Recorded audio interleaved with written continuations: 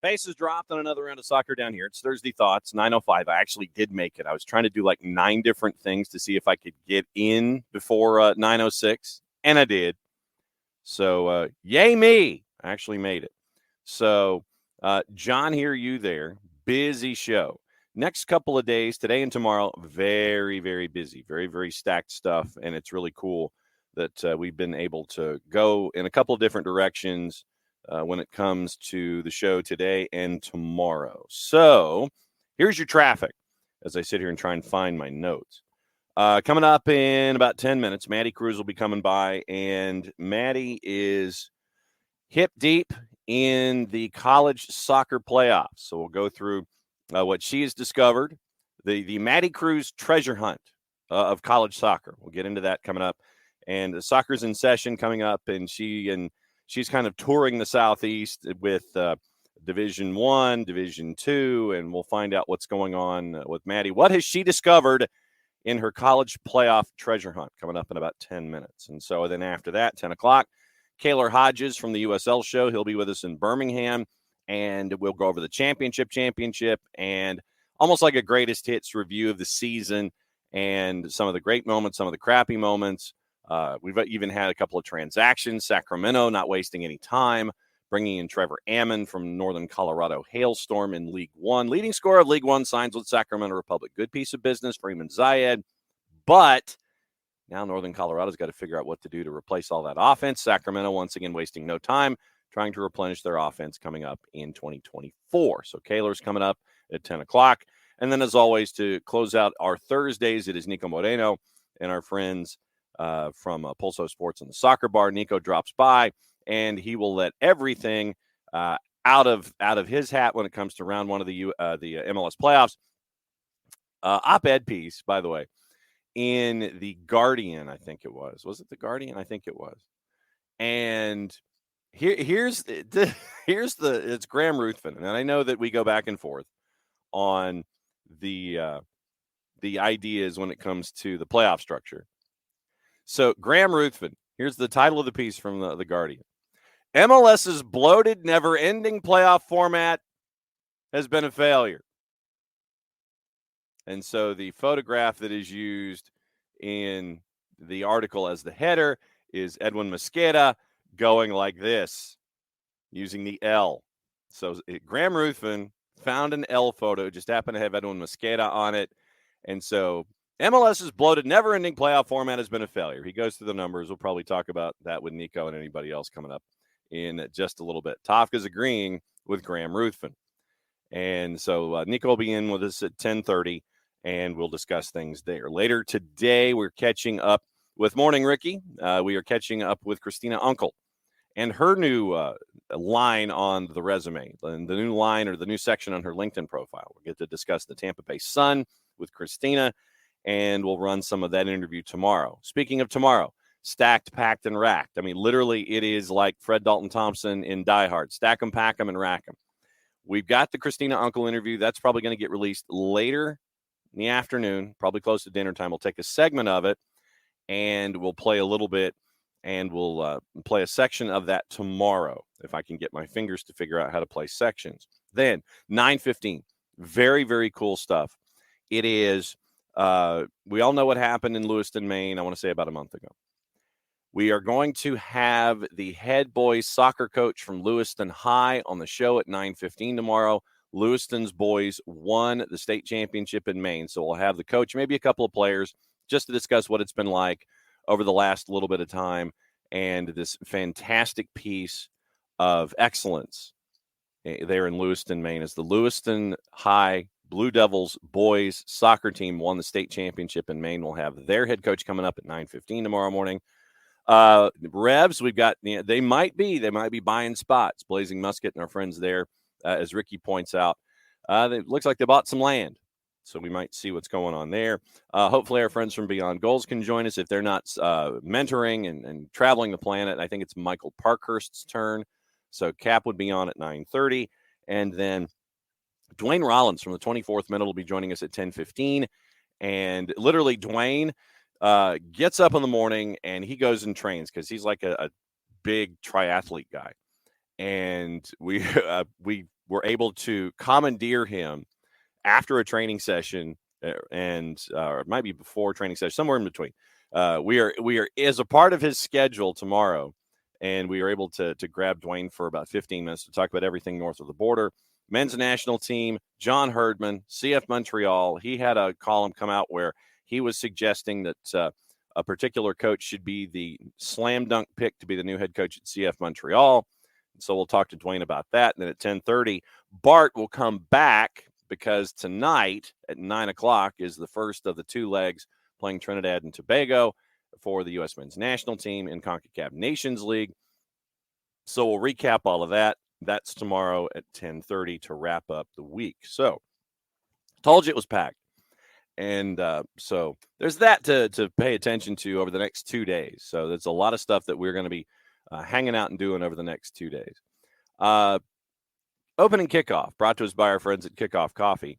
KickoffCoffeeCO.com. There's the QR code for those of you who are watching on Twitch. I know that a lot of you sit there and you go, man, that's the best his face has ever looked.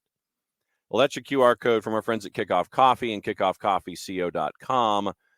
What you do there is you click on that QR code and use the code soccer down here 15. You get 15% off your purchase. They in turn take 10%, reinvest it into the youth game and youth initiatives at Kickoff Coffee and at KickoffCoffeeCO.com. Now, I was kind of torn as to what to discuss this morning when it comes to what to break down. And so since Ricky has broken it down this morning, we'll go ahead and pursue it. Sam Minton over at Blazing Musket. According to documents signed by Everett Mayor Carla Di Maria and City Solicitor Colin Mejia, an agreement has been made between the City of Everett and NRS LLC Professional Soccer Stadium. Memorandum of Agreement states that a principal place of business, that the NRS LLC has a principal place of business, One Patriot Place in Foxborough. I think we know what goes on there.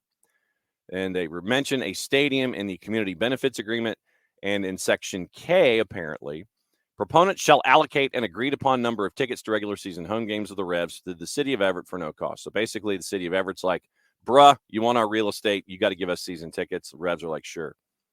Section J also mentions Major League Soccer by name. H, proponents should install grass rather than artificial turf. Good luck. And they could be closing in on a stadium of their own. So the City of Everett, Massachusetts, and our friends at the New England Revolution and Kraft Enterprises and all that kind of stuff, they're trying to figure out, yeah, this might be the good place. So for folks that do not know, and I do not know, so for me, the City of Everett is Middlesex County, Massachusetts.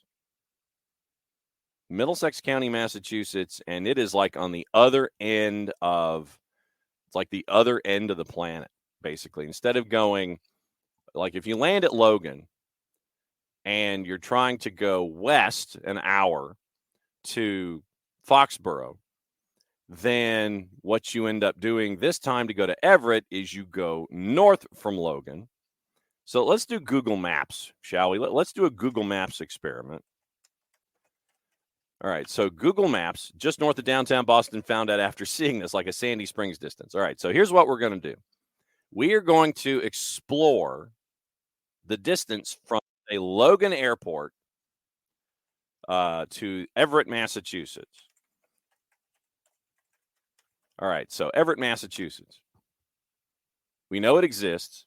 All right, so directions to Everett from Logan Airport. So we're going, like, it's literally you're going, okay, so from Logan Airport to Everett, Massachusetts, it is 4.9 miles.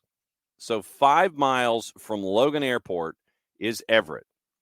And apparently Everett is north of the Shake Shack Encore in Boston Harbor, as I sit here and stare at Google Maps. So it might be somewhere close to the city because, the city of Boston, they've been trying to figure out, okay, where can we squeeze in a soccer-specific stadium, all those kinds of things. So it might be free tickets and all. The city of Everett. Keep an eye on that and see if all of those free tickets actually do come to pass in the city of Everett and your new home, possibly, probably, maybe, of the New England Revolution. And this is me holding my breath. All right. It is that time. It is 9:15. Actually, it's 9:16 once again. In the 05s and the 06s, blame me because I'm sitting here trying to figure out what to do. All right. It's time to bring in Maddy Crews. Madison is kind of large and in charge right now with Soccer's in session. And because we have playoffs, this is where I sit here and punch a magic button and bring Maddy in. And there's Maddy. Hello. So, welcome to the Madness of the Morning Show. And this is a question that I have for you. When it comes to the college soccer postseason, which has pretty much reached out its tentacles and touched everybody at SDH, how much time have you spent going, I'm spending entirely too much time looking at college brackets and studying and grabbing? How much paper have you blown through? How many pages have you turned to try to get up to date with what's going on with the colleges? Well, I'm thankful that I have like a little like electronic iPads little moment over here. It's like right to my left over here. So I keep everything in there. But I mean, even just last night, I was going through like so many brackets for like the Peach Belt Conference, for the NCAA women's tournament, for the NCAA men's tournament. And it's a lot. It's a lot to say the least. My tabs are, if you could see my tabs on my computer right now, you'd be horrified of what is there. I would not be horrified because I probably open about 18 tabs a show. I have to sit there and go, okay, where's my piece of information that I was hunting for as we go? And I know that we all kind of started our sojourn into the postseason with the Division III playoffs last weekend in the Emory mini bracket. And Emory and Oglethorpe loses to Colorado College after having a 2-0 lead, lose a 2-0 lead, 6 minutes to go, Colorado College. The Tigers get goal number 3. They advance. Oglethorpe doesn't make it out of the opening round. Then Colorado College decided, yeah, okay, we got Oglethorpe. We'll take out Emory too and make our way to the Sweet 16. Oh, yeah. I mean, being at that game, I didn't know much about either side. I knew that Colorado College obviously took out Oglethorpe, and then coming in to watch Emory's game against Colorado College, it was some scrappy soccer, I will say. I was sitting down there. I mean, the fans were invested. I mean, I had the whole supporter like students right in front of me, and they were going crazy. And they had like even a little like set up for like a small little band over at Emory. There were a whole bunch of drums too. It was great. It was so fun. But I mean, it started off, they ended up, Colorado College scored, I believe, within the 22nd minute. And then back in halftime with only 6 minutes left, Emory then scored. So it was tied 1-1. Went into overtime. Neither side really could get something going. So then we went right to penalty kicks, which, I mean, credits to the goalkeepers for both their sides because, oh my gosh, the amount of saves both of them had in that game. I mean, they should get an award themselves because it was nuts. And then obviously, as we know, Colorado College came out on top. They won in penalty kicks 5-4. Sounds good. If I'm not mistaken. It was a one beautiful save from Colorado College's goalkeeper that kept them in, blocked out a really good goal from Emory, and they ended up moving on. All right. So now as we continue to move forward, this is why we kind of brought you into the discussion. You're taking Soccer's in session by the scruff of the neck, or the collar of the golf shirt, and you're sitting there going, okay, this is what we're talking about. You got a show coming up with Soccer's in session with a couple of different folks. Break that down for us before we toss to the chunk that you have provided for us for the morning show.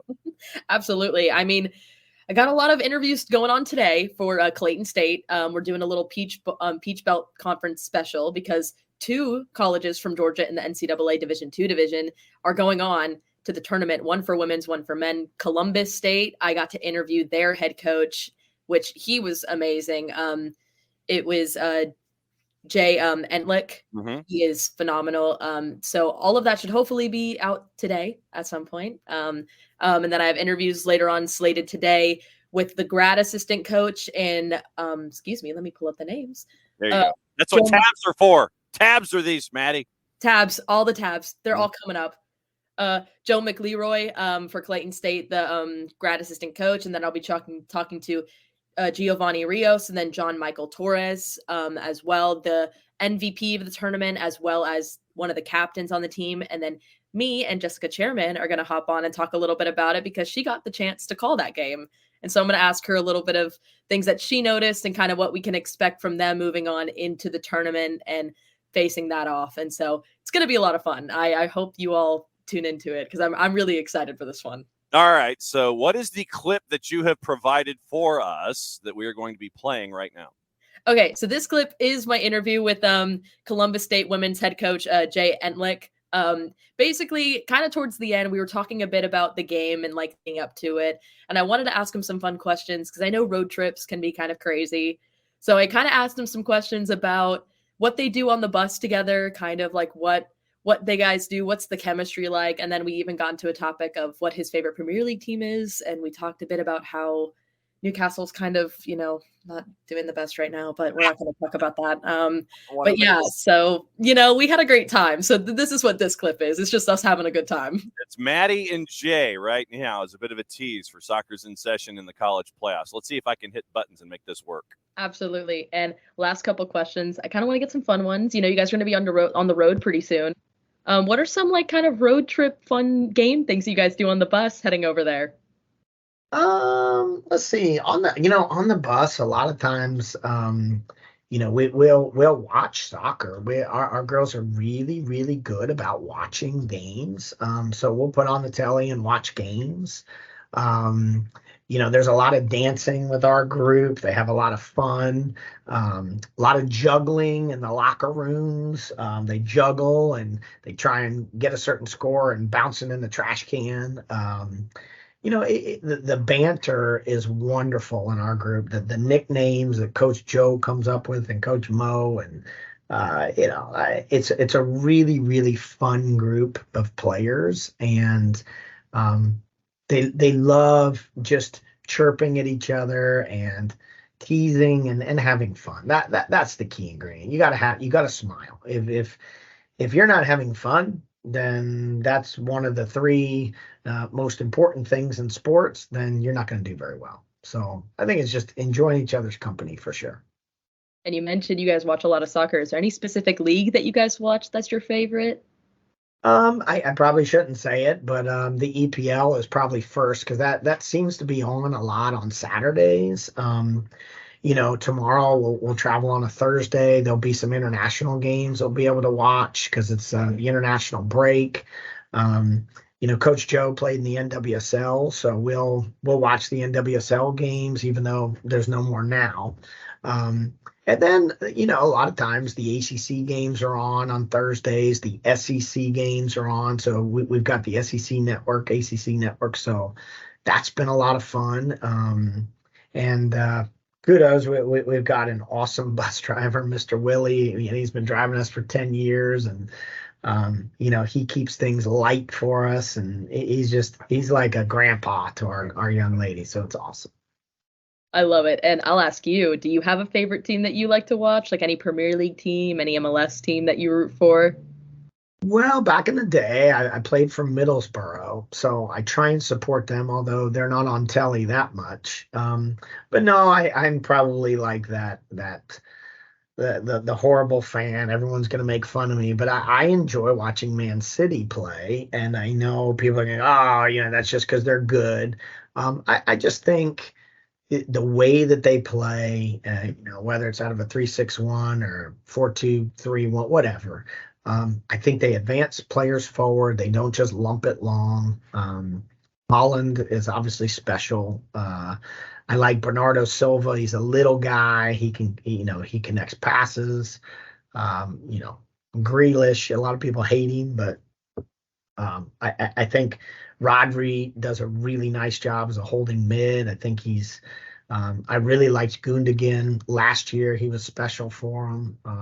But yeah, for me, Man City plays really attractive soccer, and so I enjoy watching it. Yeah, I'm a Newcastle fan, so I mean we've had a bit of a rough couple weeks now with injuries and stuff. It's been rough, but I do love watching Man City, especially the Man City Man United matchups. I'm like seated in my seat, I'm watching, and I'm not moving from like my couch. Yeah, I'm there, and I even have Grealish and Holland on my fantasy Premier League team, so it's okay. It's fine. And listen, I think we should all, if we're from Georgia, we should support Newcastle because Al Marone played for Atlanta United, and I was a big fan of his. And I mean, I was gutted the day that he left, but I certainly will support Newcastle, although Newcastle was pretty close to Middlesbrough, and so I'm a Middlesbrough guy. So I'm like, it was hard for me to like Newcastle, hard for me to like Sunderland, and because all three were way up north where I lived, so a little tricky. Oh yeah, no, it's tragic. He's injured right now, so I'm like, yeah, I got injured this weekend. I saw it. Yeah, my heart broke my heart, but I know. It's all right. It's all right. I'm just gonna hope for the best. I hope that we can do well this weekend. I pray. Yes, for sure. So there you go. That's your preview of Maddie catching up with Jay Entlick and getting to know what's going on with the CSU Cougars. That'll be on Soccer's in Session coming up on the other side here on the network on all the social media platforms. What's it been like for you to dive into these other places? Because with you in Kennesaw State, you know Kennesaw State. For those that will follow Kennesaw State athletics on the 280 character app, they get the chance to see you at the fraction, doing your thing. You're talking to coaches, you're talking to players, you're there. What's it been like for you to sit there and talk to Jessica Charman about what's going on, and get the chance to talk to Jessica Charman, get the chance to talk to CSU, what's going on down there, and kind of explore what's going on here in all these other divisions? What's it been like for you? It's been awesome. I mean, I always knew that there was this different, obviously that there was different levels and everything like that when it came to division college soccer here in Georgia. I mean, I started off, I always wanted to cover soccer. That's been like my goal since I even started broadcasting. And so this semester when I got the opportunity, when I got that call, they were like, "You're going to be covering KSU women's soccer." I was like, yes, I was so excited. I was like, thank goodness. And so got there, I was able to do all that. And then even just getting the chance to go see Oglethorpe play in the SAA championship game. I mean, I'll say it. I said it on our pre-show and post-game. I'll say it again here. That was the best soccer I think I've watched in a long time. Wow.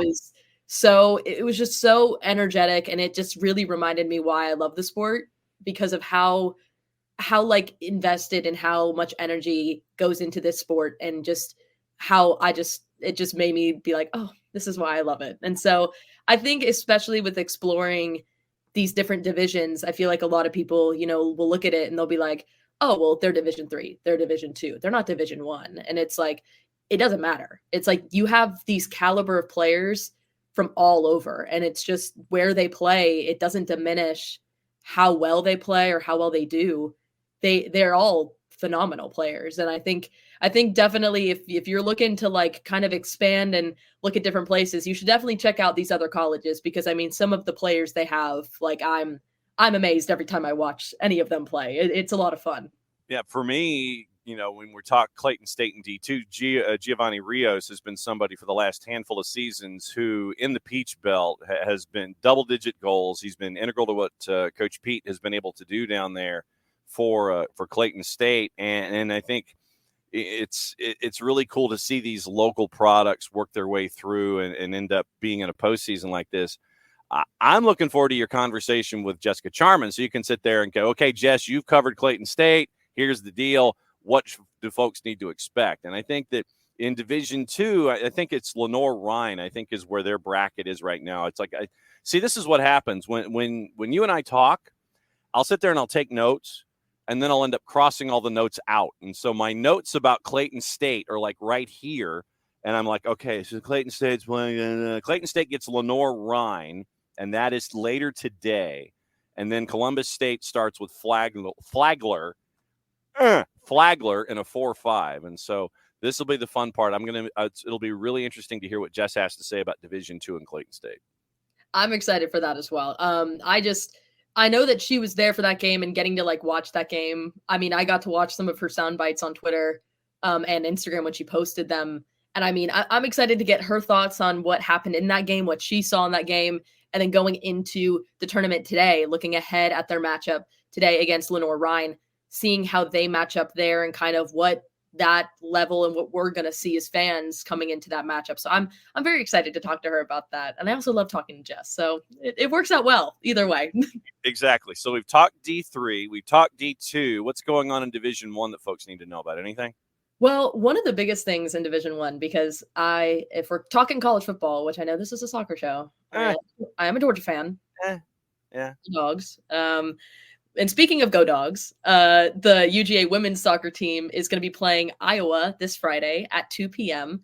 for the second round of the Division 1 championship for women's soccer. They will as long as Brian Ferentz isn't in charge of the offense, it might be a good match to see on TV. Yes, absolutely. It's going to be at Clemson, and my boss at KSU for when we were doing production stuff, he's a Clemson fan. So when they won their little section of it, it was like really cool. So that was fun, but they beat Liberty in the first round 2-1, which Liberty, ironically enough, used to play in the ASUN where Kennesaw State is currently. And they're now in Conference USA. Okay. So next year when we move, we'll be playing Liberty. Yes. That's going to be fun.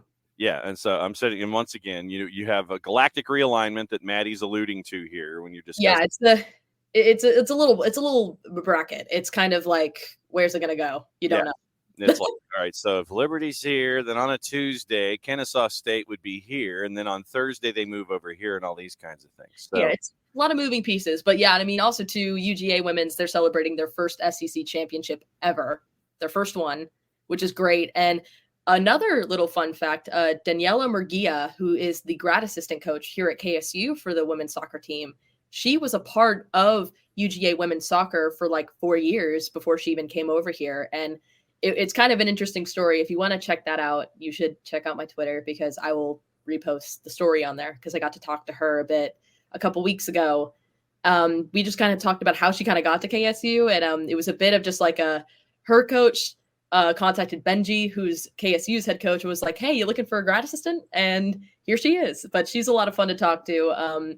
People at UGA who are fans of women's soccer will probably know who that name is because she still holds records there.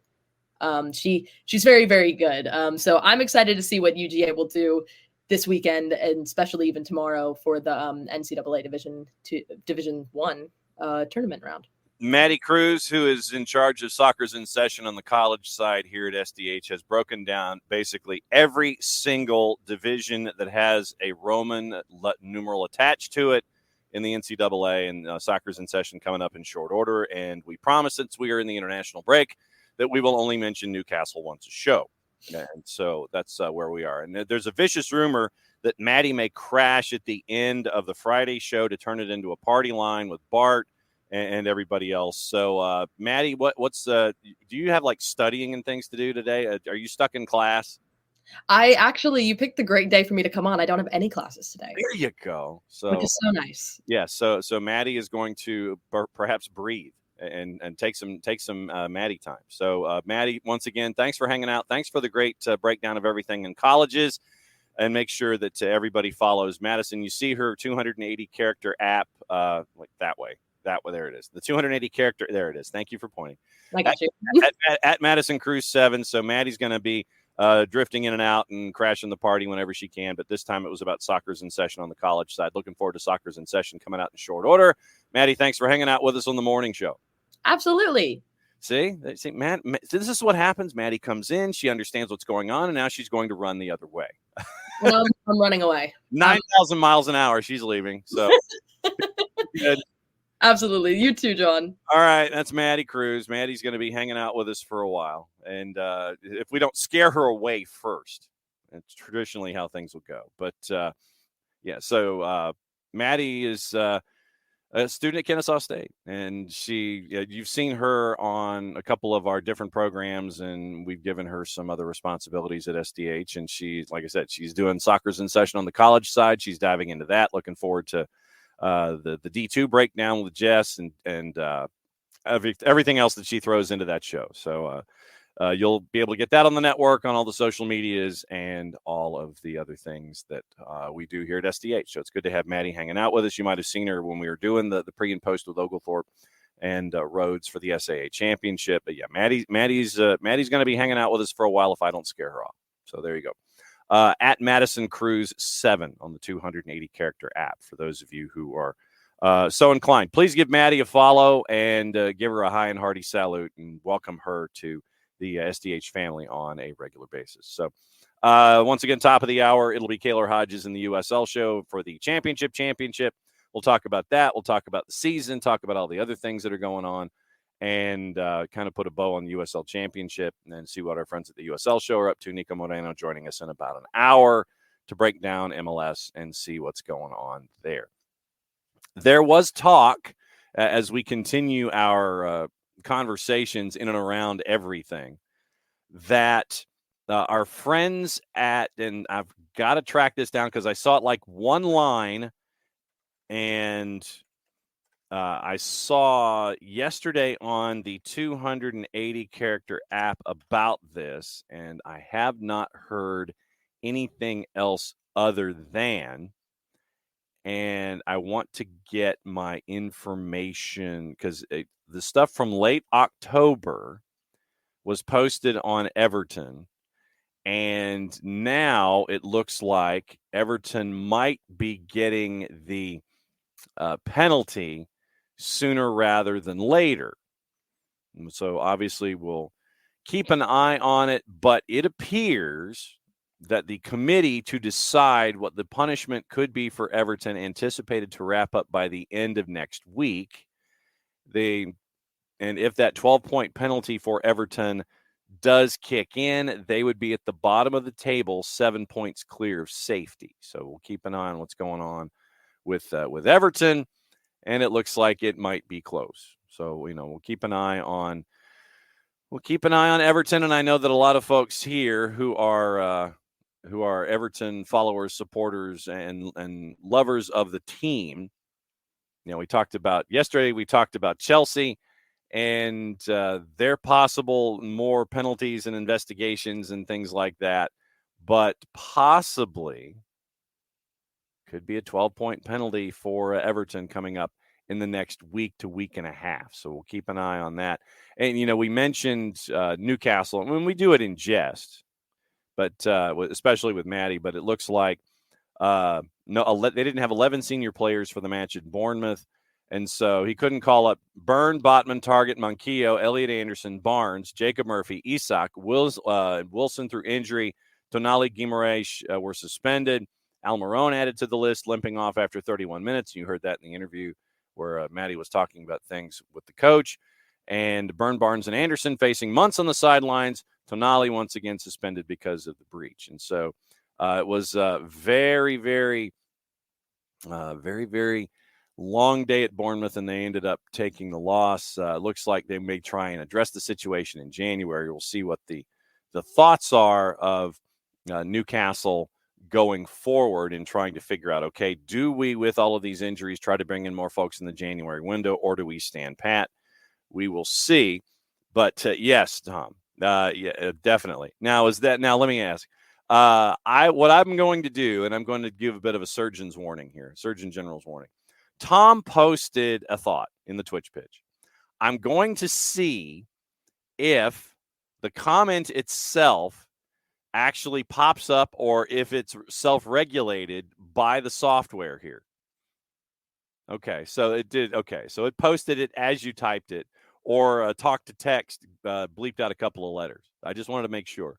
Because, we do have explicit ratings that we end up having to post on the audio side. And I didn't know if we had to do something on the video side, but no, it posted it verbatim.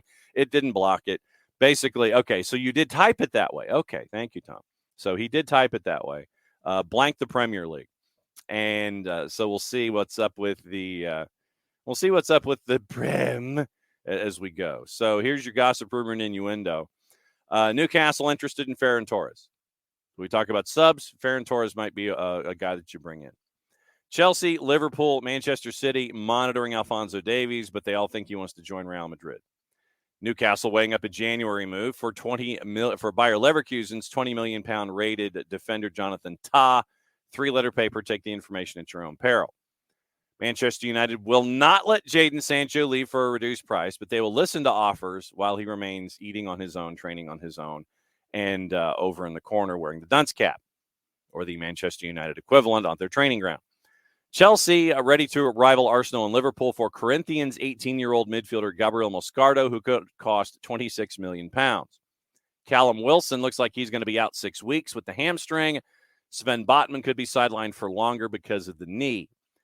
Manchester United monitoring Evan Ferguson despite signing a new contract. What is it that we always say? You sign an individual to a contract of any length, it is to control the asset. Brighton is in control of the asset right now. Manchester United doing the prudent thing. As most clubs are, they'll sit there. You're still interested in the player. They're going to sit there and go, I'm still going to keep an eye on him, as you should, because you never know. You go to Brighton with the correct offer, Brighton will sit there and go, yep, and then they'll bring in other folks. So, once again, monitoring the controlled asset by Brighton. And Brighton was asked at SoccerX, the front office, about, they know that they're not going to have Roberto De Zerbi forever, but they do have a succession plan in place already. They know it's coming. This is why Brighton has continued to grow the way that they have. Also, Manchester United considering an approach for Lecce's 23-year-old striker Nikola Kristovic. That's from our friends at Calcio Mercato. RB Leipzig sporting director Ruven Schreuder is going to let Timo Werner leave. He's only started 2 matches this year. Spurs are going to let Eric Dyer leave if they can sign a replacement for Mickey Van de Ven. Real Madrid, Barcelona interested in Bilbao's winger Nico Williams. They're not alone. Doubts about the future of Manchester United football director John Murtaugh and DFO David Harrison following the announcement that chief exec Richard Arnold is leaving. And we mentioned yesterday about Chelsea and the points deduction that they could be having in addition to everything else that is going on in and around the club. I don't know if it's quite chaos, but it'll be very interesting. And something probably we need to, and if I can find the audio, I'll bring it tomorrow for Bart's Reffing Down Here / USMNT segment at 10:30. According to our friends at the Telegraph, the Newcastle Arsenal VAR was leaked online after not being released on match officials mic'd up. Apparently, it reveals a conversation between officials about the decision not to send off Bruno Guimaraes following the elbow of Jorginho. And I mean, that should have been a red. Yeah, I looked at that and I'm thinking red. So that was a red. Ben Rumsby at the Telegraph. A purported, the word that he uses, a purported leaked recording has emerged of the VAR review that failed to overturn the decision not to send up Bruno Guimaraes.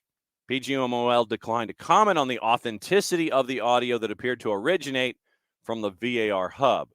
It's 50 seconds shared on Reddit, featured an alleged conversation between Stuart Atwell, VAR Andy Madley, and AVAR Stuart Burt. It emerged less than 24 hours after the latest episode of Match Officials Mic'd Up, and that one didn't have it. The program had aired footage of the VAR check a week and a half ago, did not show the Guimaraes elbow, which both the Premier League Independent Key Match Incidents Panel and the PGMOL Chief Howard Webb have since deemed should have been a red. Ref's decision in the game triggered Mikel Arteta. And like I said, we didn't have enough time to talk to Bart about it in whole yesterday, so we'll talk about it with him tomorrow now that this audio has leaked of the alleged conversation. We'll bring it up again if I can find the audio 10:30 tomorrow. In the recording, it is alleged, in the alleged recording of the clash with Jorginho, a voice is said to be Madley's, could be heard saying, "I'm just going to check potential serious foul play." Quote, he goes into the player, so he lifts his arm up because he's going into the defender. Just have a look at this for me, Stu, meaning Stu Burt. For me, he sees the player, he puts his arm up. There's a glancing blow from the side, but for me, that's not used as a weapon. That's not violent conduct. Are you happy with that as well? Burt replies, yeah, it's not nice, but I don't think it's any more than a yellow. Madley then adds, it doesn't reach the threshold, Stuart. It's check complete, check complete. So, See if I can find that audio on the Reddits. And so apparently there's audio where they looked at Bruno Guimarães' elbow and did not deem it to be red-worthy. Sure, okay.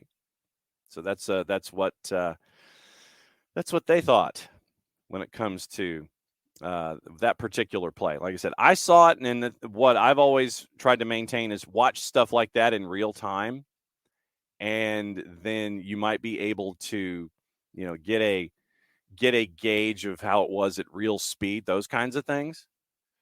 And so we'll be able to. Morning, Abby. So we'll be able to see what is going on with that particular incident of VAR. Like I said, I'll try and find the audio, post it tomorrow. We'll talk about it at 10:30 with Bart dropping by to wrap up the week. And like I said, Maddie may crash as well, and just we'll turn it into a party line for the final 35 minutes of the show on Friday. Other stuff, we mentioned gossip, rumor, and innuendo. There's stuff to watch, and we'll let you know what to watch and where to watch it.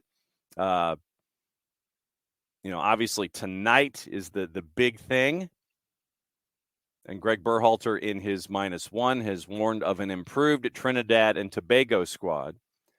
Once again, early morning stuff, and you've really got to be up early for this. The 4 a.m. and the 7 a.m. stuff on FS1 and FS2. And you had Canada active this morning at 4 a.m. Ecuador and Panama wrapped before we started our show this morning. TNT has USA and Trinidad and Tobago at 9 o'clock. They've also got CONMEBOL on Telemundo at 7, Argentina, Uruguay, before they turn over to the USA and Trinidad and Tobago. Universo simulcasting the U17 stuff early in the morning and the USA match. A lot of stuff in the men's tournament for Division 1. Western Michigan and Green Bay starts at 1 o'clock. And then you have 3, 6, 9, 12, 15 other matches going from one end of the states to the other, starting at 5 o'clock. Last kick is a doubleheader at 10 with stuff in the West Coast Conference. It is on the women's side, two matches, 6 and 9 o'clock. Fanatis, probably on the pay-per-view side, knowing them, has your 2 qualifiers at 5 and 7, Venezuela, Ecuador, and Colombia and Brazil. FIFA Plus has Bolivia and Peru at 3 o'clock. You can watch it there. Fox Soccer Plus dives into your U17 Men's World Cup at Morocco and Indonesia. That was this morning. Euro 2024 is starting to start their qualifiers. They've got one at noon in Estonia, Austria, Slovakia. Iceland is at 2:45. Max is simulcasting the USA Trinidad and Tobago match. Busy day for our friends at Paramount Plus. Argentine Primera is going on with our friends at Defensa y Justicia and Racing Club, 10 o'clock. So when we're off the air, you can watch the second half of Defensa y Justicia and CONCACAF Nations League and league play. Quadruple header. True degenerates watch this stuff because there's some really cool venues.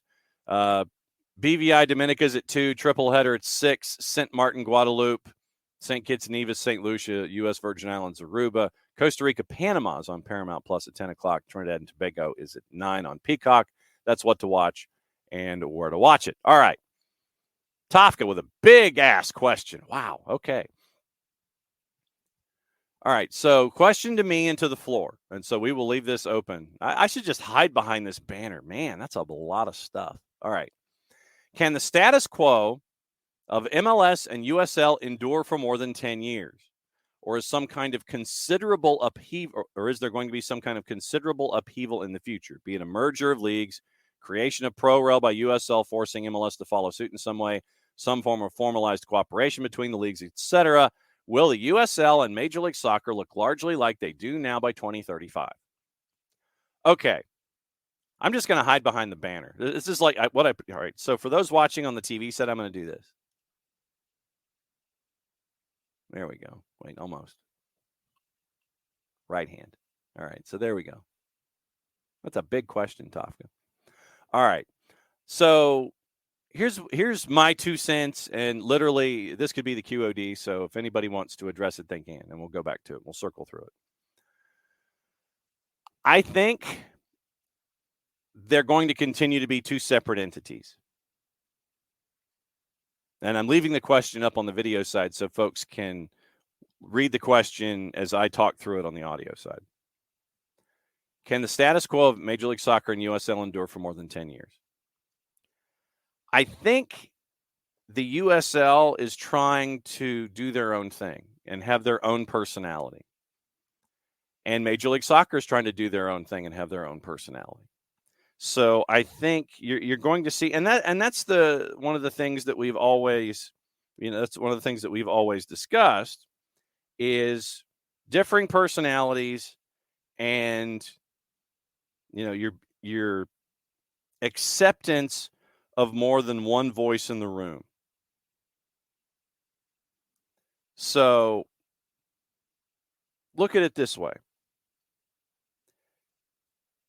You've got Major League Soccer right now heading to 30.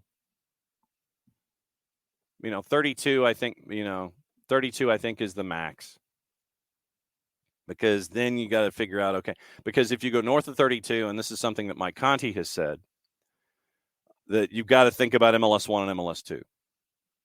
If you get to that point, I don't know if it's going to be in the next 10 years or so, but if Major League Soccer sees value in going to 40 teams, then you've got to have MLS 1 and MLS 2, and then you've got to have some kind of a pro rel. I don't know if they get that far, at least in the modern era, as we're discussing things now. USL has been discussing promotion relegation on their own, and they're working on the intricacies of trying to have some kind of promotion and relegation in the USL Championship, USL League One. And so what we'll do, Tafka will do this. This question, when Kaylor comes on at the top of the hour, I will start our segment with this discussion with Kaylor. I'll give you my thoughts, and I'll have this question up for Kaylor at the beginning of the USL segment when he comes on to talk about the USL Championship. USL Championship and USL League One are trying to figure out how to do it. And the larger point in all of this is, how do we make it work? Because, and this is why I say that, you can say that you want it all you want, but at the end of the day, you have to have owners sign off. You have to have leagues sign off and owners sign off. By the way, out of baseball, the A's move to Vegas has been unanimously approved by owners. First relocation since 2005. If you are a team in, say, USL Championship,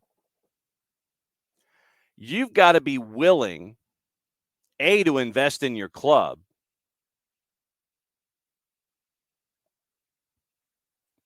and then B, understand that there are consequences for the investment if your investment goes poorly. If you are a the Miami FC, if you are FC Tulsa, if you are Monterey Bay, if you're Vegas, if you're Oakland, I mean, these are the teams that didn't make the playoffs this year. And we all know how crazy it was in the Eastern Conference and the West. If you're Hartford, if you're Loudoun, if you're FC Tulsa, if you're the Miami FC, Ricardo Silva, that's a lot of investment that he wants to make in that club. If you're RGV, if you're Oakland, with all the investment that they're making to create their own stadium, if you're Monterey Bay, if you're Vegas.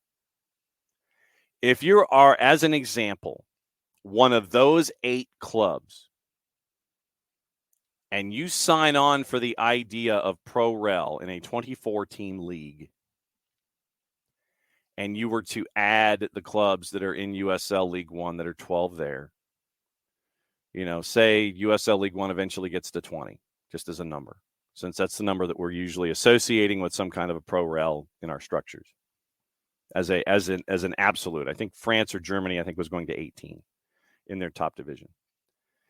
You have to be willing to accept the idea as one of those 8 teams say that did not make the playoffs this year, you know what? We finished last in the league in aggregate points. So let's say Vegas. Let's just take it from a Hartford or a Vegas perspective. Let's trim it from 8 to 2. If you are the owners of Hartford Athletic, if you're Nick Sakevich, who has now gone in to become one of the big guns in the front office there, if you're Vegas and you've signed on to be in the USL Championship, then you have to be willing and understand from the absolute beginning that the discussions that you have in your league meetings will include some kind of promotion relegation, that if you don't invest properly or don't invest well enough and your product that you've invested in does not perform to the level that you want it to, that you could be in USL League One the following season. Will an owner's ego be able to put that to the side with the understanding of, okay, I've invested, we stunk, and I'm getting relegated? And say, as an example, North Carolina FC, if they weren't moving to the USL Championship anyway, that North Carolina FC would be promoted in your place. You've got to put your ego aside in that situation and understand that this is part of the shtick. If you're in USL League One, and we look at the standings there, you have to understand that if you are a North Carolina FC, if you are Union Omaha, whoever wins the title, if you're Hailstorm, if you're Charlotte, if you're the Irwins in Greenville, if you're Forward Madison, if you're the Van Tassels in Tormenta, that things could go a certain way, and you would have to invest at a level that befits a second division club in basically a 6-month turn. Would those resources be available to you to be able to jump and go to that next level?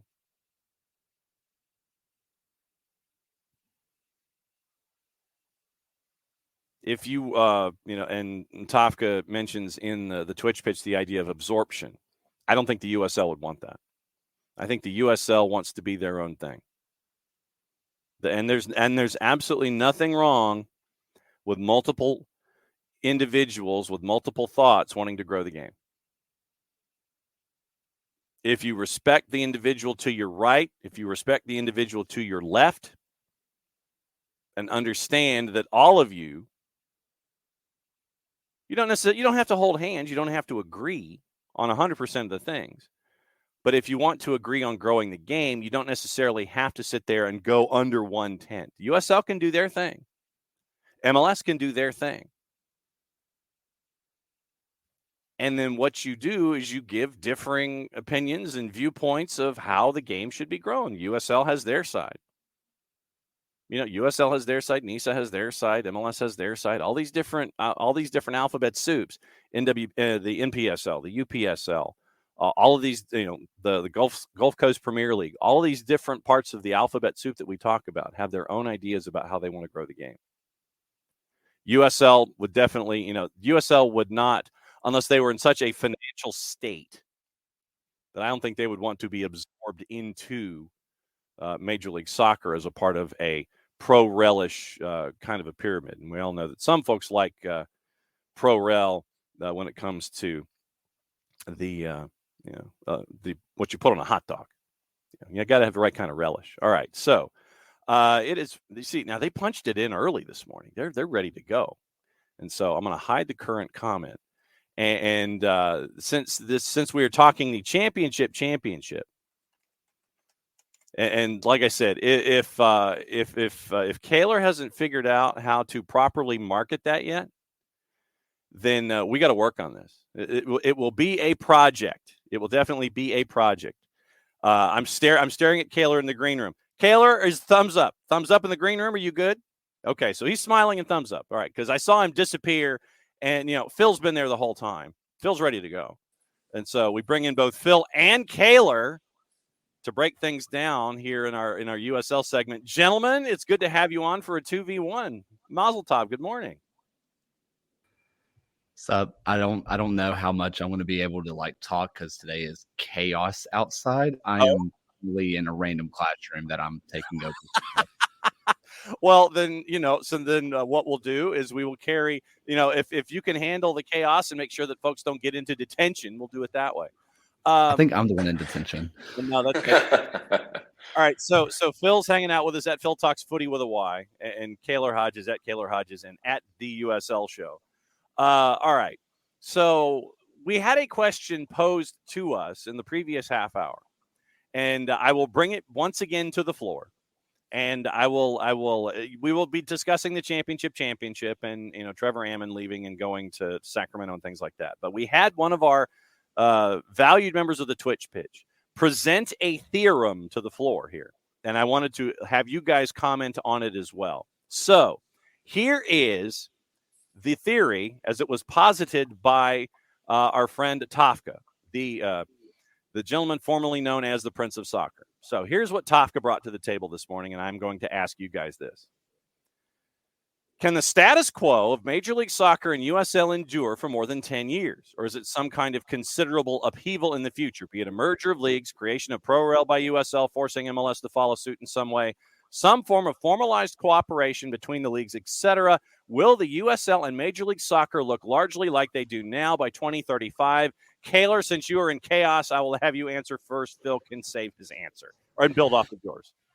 I would say they've already worked together, considering the fact that they've had teams in the past like USL or MLS2 teams in USL, and I think there's a couple like Portland has their PDL League 2 team, so I guess that kind of counts. But in all reality, I know if things stay the way they are now, no, they're not. And a big part of that is if things don't change, think about who is the head of the snake for USL now, someone who was, cast away from MLS and given a suspension for doing what David Beckham's doing now. Anyway, if all leadership stays the same, I would say no, that it's so hard to imagine a reconciliation or any kind of conciliation, I guess, at all. I just don't see it joining in its current state. That said, I could see USL really making a push because Super League's going Division 1, which means USL has D1 aspirations. And if we get a true butting of heads, I think that's the only way that we could see anything, or it could just become one of those who has more money and whoever wins doesn't die. Okay, so is he anywhere close, Phil? It's a really good question. I guess my gut goes to the fact that the more that MLS target current USL markets for expansion, the less likely the reconciliation becomes, because USL is going to have to fight for relevance in some way. And if it comes down to them pursuing D1 on the men's side like they have on the women's, or if it comes down to promotion and relegation and trying to petition for like D1 status, that sort of stuff, I think ultimately USL's road to continued relevance over the next 10 years probably butts up against MLS's plans for their expansion in both the D1 and lower division spaces. So yeah, I don't know that there's a way forward for USL. I mean, I think maybe a merger would be the only possible way that involves like bringing in whatever pyramid USL have established by then. But yeah, aside from that, it does seem like the leagues are just sort of diametrically opposed now at the moment. So then, Kaylor, let me ask you this: the way that I talked about it before you and Phil came on was basically the notion of, hey, can't we all just get along? You do your thing. I'll do my thing. We'll stay in our own lanes. We'll build, even if we have multiple franchises, if we have the leagues represented by multiple leagues in the same city. You find your folks, we'll find our folks. You might have crossover. You might have respect and admiration across the aisle, but don't worry about it. Why can't we all just get along? That's how I'm viewing this when it comes to the growth of both of these entities, so they both can flourish in the long term.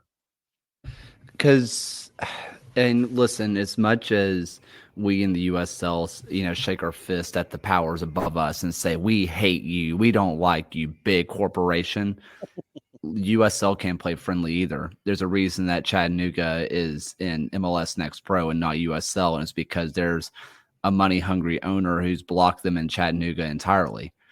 The USL can't play friendly either. And as much as I would love to say, if USL or if MLS got it together, it would take everybody pretty much unifying. And frankly, I don't think there could be any kind of friendly, let's just all get along, unless the federation steps in and says you have to be friendly. So, Phil, it's like you stay in your corner and you stay in your corner and y'all don't come to the middle of the ring here? I think the tough part right now is just the practicality of, like we saw in San Diego, the likelihood of a USL team getting a stadium deal once MLS comes to town is really slim. Sponsors go the way of MLS. It is a little bit of a zero-sum game right now, it seems, in certain markets. So I think it is a little bit tougher to do that when the commissioner of MLS has explicitly said that their next targets for expansion are all USL cities already. So I do think it makes it kind of tough, because now it's like race against time. Like, you better be in a good position by the time MLS shows up, or you're going to go the way of Loyal. Okay. All right. So now that we've gotten our QOD out of the way, time to talk about the championship. And like I said, Kaylor, if you and Phil and everybody there at the USL show do not pursue this as a T-shirt and gear, we probably will do it ourselves here at SDH for the championship. I think the paneling on ESPN2 on the score bug even said championship. So we're not saying they're listening, but just saying. All right. So takeaways from the wacky craziness that happened at Patriots Point, where I guess it's safe to say that Phoenix now owns both California and South Carolina. I mean, the right coast and the left coast. Like they own both coasts now. If it's not a coastal team, they don't want it. And look, it was one of the most fun finals I've watched in a long time. Stenberg getting a header or a follow goal where eventually, as people are walking in right now, hi, hello, what are you looking for? Nice.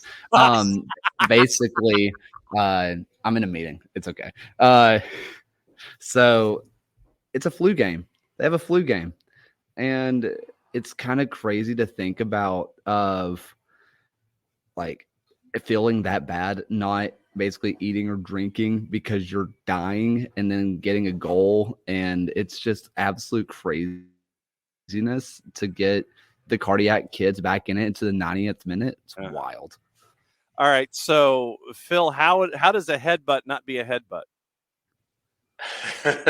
A good question. I talked on the USL show this week that Carlos Harvey is maybe the luckiest player in USL, in that there's a decent argument for him being sent off in each of the matches in the playoffs. And he somehow avoids it. Just one of those players, I guess, that rides that line. I mean, he was definitely taking his fate in his own hands by making a decision like that. And it was a little surprising that there wasn't further sanction, especially given the fact that he then kind of subsequently screams at Emilio Acaza for the penalty that wasn't a penalty, and all of that. So yeah, Carlos Harvey probably can count himself a little lucky, but he kind of encapsulates the fact that this Phoenix team, they thrive on being the villain. They thrive on sucking the air out of each of these venues that they go, and I guess I said this on the show as well. Just never underestimate Phoenix's ability to be the villain. And they did it throughout this playoffs, and they successfully harnessed whatever that energy was, and got it done in the end. And Rocco Rios Novo Kaylor is basically, and this is the Google search for today, kids, the Snidely Whiplash mustache. And the only thing that's missing, I'm carrying Phil's idea of a heel forward here, to where the only thing missing is like the long coat and maybe the Van Dyke and the pointed hat. I mean, Rocco had the Snidely Whiplash thing going all the way through that shootout. You know, Rocco, it was so much fun to watch. As we have said several times, it was the best worst shootout of all time. And like Phil had one of the funniest tweets I think I saw of it, which was, "Can someone please take this seriously?" And it was, but Rocco just ice in his veins. I mean, Phil even said it on the show. Sorry to steal your thunder, Phil, but like how nonchalant he gets up and just doesn't celebrate, and just Devin was just like, Phoenix win. Mm-hmm. Like it was one of the weirder endings, and it was just no celebration, just get up and just wait for everybody to run at him. It was so fun to watch, and Rocco was fun. And one thing that I saw with Rocco was, because he's a shorter goalkeeper, he's so agile across his line. He wasn't really guessing towards the end. He was just reading, because he has the agility to do so. And frankly, some of them were pretty bad penalties. And even the one, I can't remember who pushed it wide, the first miss, Rocco had it covered. If it was on target, he saves it anyway. I don't think it matters that he misses the goal. Archer? Is it Leland Archer? Yeah, that was Leland Archer. And he saves it. Rocco was easily man of the match for me, just how solid he was. I mean, he had big saves throughout that entire game that I think, I wouldn't say another goalkeeper, because there's good goalkeepers in the USL, but if you had the average USL goalkeeper, they're down, 2-3-0 in that game. So, Phil, we talk about the shootout in and of itself, and Rocco being Rocco, and I think it got lost in the broadcast that there was Atlanta United 2 on Atlanta United 2 crime with Chris Allen and the PK going up against Rocco Rock. And so that evens things up into the fifth. When we get to the fifth, when you look at this season from 30,000 feet, and Kaylor, I'll ask you the same thing, but Phil gets to answer first. When you look at the season from 30,000 feet, what sticks in your mind about the lovable chaos that is the USL Championship?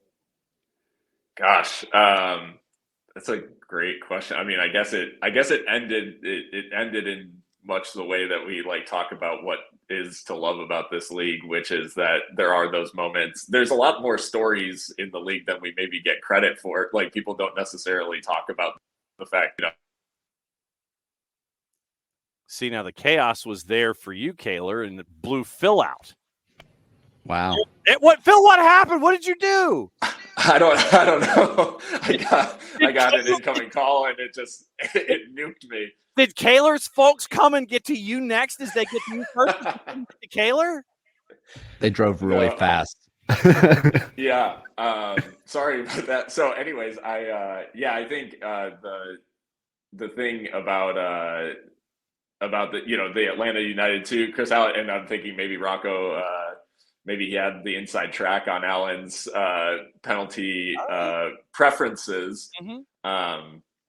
But yeah, I guess viewing it from zoomed out this season, I think the biggest thing is that it is no longer just the league of, oh, it's crazy and there's kind of questionable quality and all that sort of stuff. I think the thing that's been so exciting about this year in the championship is the fact that the quality has come on so far, in leaps and bounds in the year, even since 2019, when we had a big round of expansion and everything. I think that for me has been the funnest thing to watch. And just from a tactical standpoint, you watch two managers in Ben Pierman and Juan Guerra go up against each other, and it's a chess match. It's not, hey, we're lumping it forward to the big guy up front or anything like that. You've got a lot of you've got Charleston playing this, sort of like this back 3, back 5 system, playing on the counter, whereas Phoenix is trying to possess the ball a lot and trying to play through the lines. And I think like just that, in the way that the USL had been previously, where even Phoenix, in some of the heyday under Rick Chance was, hey, lump it up to Adam John and just put it on the big guy's forehead. Now to see the way the league's progressed from a tactical standpoint, from a quality standpoint, that for me has been the biggest and most fun thing to watch this year. Okay, since Kaylor apparently, I thought Kaylor, were you going to put a sign on the door saying "knock before you come in"? No, these kids are just raised in a freaking barn and just left my door wide open, so I just sprinted and go. Like, Okay. Come on! Not only am I sitting in here telling you leave, you walk in and leave the door open. Nice. Rude. All right, so let's have. I hope they see this. I hope you see this and feel bad. All right. So let's have some fun. We'll go through the extremes of the season, and what I'll do is I'll count 3, 2, 1. You give me your answer, and then we'll discuss why you said what you said. And you can go ahead and blurt it out all at the same time, because that's what I want to do here, and I want to cause an argument between the two of you. All right, so biggest success story in USL Championship this season in 3, 2, 1, go. Armanakis. Charleston. All right. Kaylor, why? Wait. Sorry. Panos. No, wait. Is that his last name? Oh my gosh, now I'm messing up. Armanakis. Yeah, it was Armanakis. I was getting Arteaga and Armanakis. Panos comes over and just rekindles what he was kind of supposed to be. He was supposed to be the next big player, and he kind of rekindles that flame. When earlier, a couple weeks ago, you asked me the best newcomer of the league. As soon as I got off, that was my answer. As soon as I got off the call, I was like, it was Panos Armanakis. And I think personal success, I mean, if you talk about club success versus player success, I just can't overlook Armanakis and just him refinding himself as a player and showing why he was so hyped from a young age. All right, Phil, why? Charleston, one of the worst teams in the USL last year.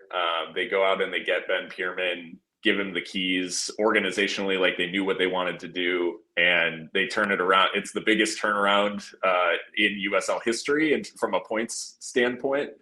And the fact they make a final, obviously they get a little bit of help from some of the lower seeds in the East doing some work for them in the playoffs, but to make it to the final the year after, a terrible season. It's like Phoenix, rebound from not making the playoffs to making the final. Charleston made it from being like cellar dwellers to making a final.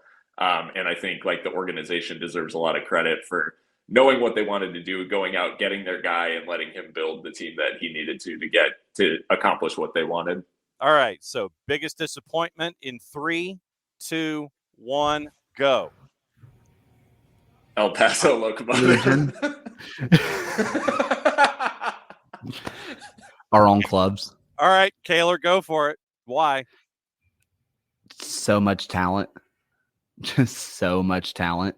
And it ends up looking okay because they get through Tampa Bay. But I think going through 2 separate months of being completely winless is disappointing, especially when you look at names on the roster, which should be all-time attacking talent. I think at total tally between all 5 strikers, Legion, like frontline players, they have a combined 250 goals scored in the USL.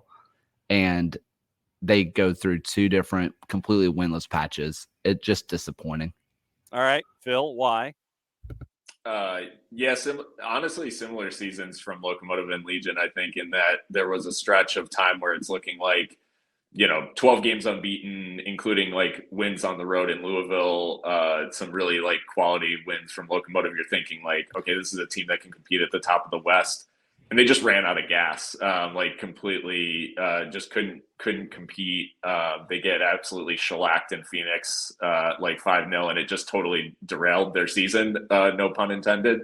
Ending the season, like Lucho Soloniak ends as the top scorer with 9 goals, and his last goal came, if I'm not mistaken, in July. So, 3 months of the season pass and no one surpassed that total, despite a bunch of games. So yeah, just a brutal season. And I think sort of exposed, Locomotive's approach, which was like 14 first team quality players and sort of 8 guys making up the numbers, in depth, and not being able to carry that through a whole championship season, which is brutal when the 34 game season is no joke to carry through with a small roster. So hoping that they learn that lesson this offseason, but we'll see. El Paso is personally disappointing to me because they ruined my wedding day. Thanks a lot. I decided to get married, and then El Paso was like, how about we win like 1-0 or 2-1, whichever one it was. All I know is I leave my wedding venue and I see that Legion lost. I'm like, thanks a lot, Phil. This is your fault. All right. So yes, we blame them all. Morning, Harry. Thanks for hanging out with us for the weekly drop with our friends at the USL show on the 280 character app. Most underrated talent in the USL Championship in 3, 2, 1, go. Recency bias. I'm going to say Formella. Dude goes from Oakland, where he finished as the top goal scorer for Oakland, despite being traded mid-season, which is wild. Why are they screaming out there? I don't know. And I guess they really like my answer. And goes and becomes a playoff superstar where he's not going to get the flowers that I think he deserves for Phoenix. I think they're going to name 5 or 6 players before you ever get to Formella. Yeah. Super underrated, and I really rate him as both a striker option and a cam option, where I think that gets lost in the mix. I think I've given Phil a headache by asking him this. The amount of players that bounced around. I'm going to go with a player that had an impact on the final in Nick Markanek, from Charleston. And this is no shade to Mike and Devin, and I talked on the USL show about it, but during the broadcast, they sort of highlighted the absence of Fidel Barajas and linked it to, and Markanek is in there, and we'll see like what he can do in Fidel's absence.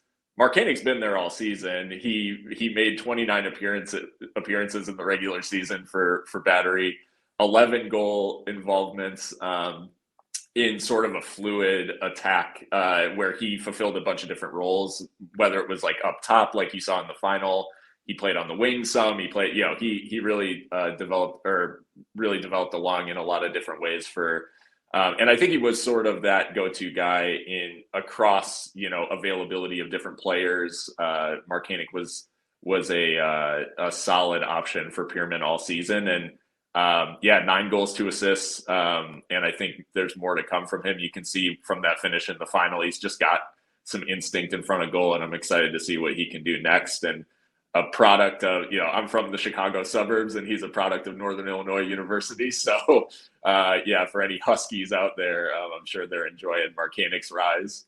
It is pronounced DeKalb in Illinois. It is DeKalb here in the Atlanta area. Okay. Biggest disappointment, and it could be a player or a franchise in 3, 2, 1, go. I'm going to once again go to Oakland, where they start off, where I'm thinking they could be a real title contender with what they're doing defensively. Paul Blanchette playing out of his skull, and then they get rid of Formella, who again ends as their leading goal scorer, despite not playing for them since July. They were on such a good track, and I understand why they did the trade. They needed more depth. I get it, but they were on a good track to be real playoff contenders because defense travels, and I didn't get it. I was so disappointed by their decision. Biggest disappointment, Phil, would be whom or what? Man, this is going to sound stupid because they went to a conference final, but I think it's Louisville. And that's purely based off of the regular season performance. I mean, they're inevitable once it comes to the playoffs. They will go to the conference final. That's just written in their, whatever expansion agreement they had with the USL when they first joined up. But yeah, for them to finish so low in the conference. I think they expected to be fighting up there with Pittsburgh, Tampa Bay. They certainly didn't expect to finish behind the likes of Charleston. And I think in general, they've lost. It seems like they've lost a little, and this could be anecdotal just based on what I see on the Bird app, but it does seem like they've maybe lost a little connection with the fan base to a certain extent. I mean, Lynn, obviously, when it opened, lots of excitement. It doesn't feel necessarily like the fortress you would expect it to be. So I fully expect Louisville to bounce back in terms of, challenging at the top of the East again next year. But it does seem like they have a little bit of work to do and there are other teams that have sort of caught up to or surpassed them a little bit with what Charleston did in particular. And maybe that's a bit of a wake up call to Louisville that they can't just keep the status quo and hang with the big boys by default. Another couple of minutes here with Kaylor Hodges and at Phil Talks Footy from the USL show on the 280 character app. Team with the biggest upside going into 2024, all things being equal in 3, 2, 1, go. Tampa. Sac Republic. All right. Why Tampa? Why Tampa? Because they retained pretty much everybody. And they got their coach, which we talked about last week, breaking news. Whoa, that was crazy. Which is basically just Neil Collins. It looks just like they are like, we got Neil Collins back to coach the team that Neil Collins brought in. And like I said, they brought back just about everybody, and they're Tampa Bay. They're going to pull in some crazy free agents. I think they're set up for some real success. And you mentioned Sac. Trevor Ammon goes from Northern Colorado Hailstorm. The Rich just keep adding folks, Phil. Yeah, that signing combined with the fact that they have a ton of stability in terms of returning players this offseason. You plug a guy like Amon into an attack that already has Russell Cicerone, plus the deliveries from the likes of Gurr, Villader, Keko. I mean, these are guys that are just very high quality already to begin with. And the only thing scarier than Sac Republic, as they have been over the last couple of years, is Sac Republic with a volume goal scorer. I just don't see how Briggs doesn't take them from strength to strength this offseason. And with the addition of Amon, it just feels like, sort of exactly what the doctor ordered. If you could look for a weakness in that Sac team, like that's kind of it. And they went out and addressed it less than 24 hours after the final whistle of the championship final. Yep. It's like championship final. I'll show you a championship final. And you make the big signing out of the blocks with the reigning Golden Boot leader in League One. Harry comes in this morning. Loudoun United, he says, watch out for them. In his opinion, could be the new Phoenix rising out of the East. They got to they got to lock some folks in, and they've got to add some. Yeah, I mean, I like the direction that they're going. I think they could be sneaky good next year. I was really bought into the program that they were doing this year, and they started off as hot as they can be. Fell off towards the end. It kind of happens with a super young squad. They only had, I think, 3 people on the entire roster older than me, which super young. 34 game season, that's a lot to ask. I think next year if they can grow with this team, I could see it. Lost by a margin of 8-2 in their final 4 games. Phil, what do you think about Loudoun? I mean, minus 25 in goal difference last year. They've got to make that up. Yeah, I think there's a way to go for them, but I do like the fact that they leaned on youth. I think they probably need to go out and they haven't, for me, made those signings that you see from people that are going to challenge for more so playoffs, of going out and maybe grabbing a couple of established veterans, some bigger names, and really guys who can bring that team through a full season and turn some of these like inconsistent good performances into more consistently good performances. All right, subtle plug, Kaylor, before you go out, and make sure that individuals that leave doors open for conferences aren't properly given detention. So hit the plug for me about what you guys are up to next. Just hit 4K followers on the USL show on the Dying Bird app, which is neat. And a real big revitalization of our Kit Season show can't tell exactly what the partnership is yet, but some big stuff in the works so if you're big into the fashion side of footy, we got something big on the horizon. Oh, well, okay. That's what we call in the industry a tease here, as at the USL show is now being broadcast in 4K on the 280 character app. Phil, as always, thanks for hanging out with us from El Paso, the West Texas town. It's out in the West Texas town of El Paso. Okay, there we go. Got the lyric right. Thank you, Marty Robbins. And Kaylor, as always, now go out and make sure that folks close doors behind them when you're in a conference, okay? They're not going to. There you go. We'll catch up with you guys next time, and we'll catch up with you soon. Thanks a lot, y'all. Thanks, John. There we go. There's Phil and Kaylor. Kaylor's going to make sure that folks stay out of meeting rooms. You need to stay out of meeting rooms when the man's on patrol like that. But no, it was great to catch up. I was glad to have Phil on the show. And so at Phil Talks Footy with a Y, and at Kaylor Hodges, at the USL show on the 280 character app. And yeah, so the championship was crazy. And we have will be, when the trophy makes its triumphant tour of Phoenix, we will put a bow on the USL Championship show. We've got the highlights from the match, and now we're just waiting to hear from the parade of champions that they're going to have in Phoenix, and then we'll post our final USL Championship show of the year. But it's great to catch up with our friends from the USL show on Thursdays at 10 Eastern, as they are across the planet trying to make sure that you know everything there is to know about the USL Championship from their perspective. Niko Moreno coming up in a couple of minutes, where we'll talk about everything going on in the first round of the MLS playoffs. Once again, reminder, later today, we're going to catch up with Christina Unkel. We're going to have that interview posted later in the afternoon, and we'll play some of it tomorrow on the show. We might even have to start a couple minutes early. So Christina Unkel tomorrow, Lewiston High, Maine boys soccer. We'll catch up with them up in Maine at 9:15. Hopefully our friends from Beyond Goals at 9:30 will be catching up with us. Like I said, if they're not traversing the planet, this or any other planet, and mentoring folks and touring and letting everybody know all of the great messages that they have. And next time Greg is on, I've got to go back over those 4 points that he gave us last week. I want to go back over those 4 points that he gave us last week, and we'll go over that. And then Dwayne Rollins, 24th minute at 10:15, Bart Keillor, and I think Maddy Crews is going to crash and turn it into a party line starting about 10:30, 10:35. And since it is in between 10:30 and 10:35 Eastern time, the errands have been run, and I think the second cup of coffee is nearby. Because what that means, he's adjusted the brim of his hat, he's ready to go. It is that time for Thursdays with Niko. What's going on, John? ATL, SDH family. What is up? It's Thursday. I'm ready to go. What cup of coffee are you on, sir? Numero dos. All right.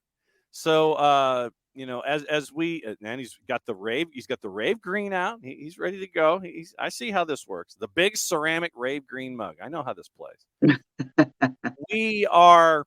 There was an article in The Guardian, before we get into what you thought of the first round of the playoffs. There was an article in The Guardian, and I don't know if you had the chance to see it. Graham Ruthven did basically an opinion piece. And the title of the piece is, MLS's bloated, never-ending playoff format has been a failure. 18 teams entered in total. 62% of the 29 made the playoffs. He goes into that.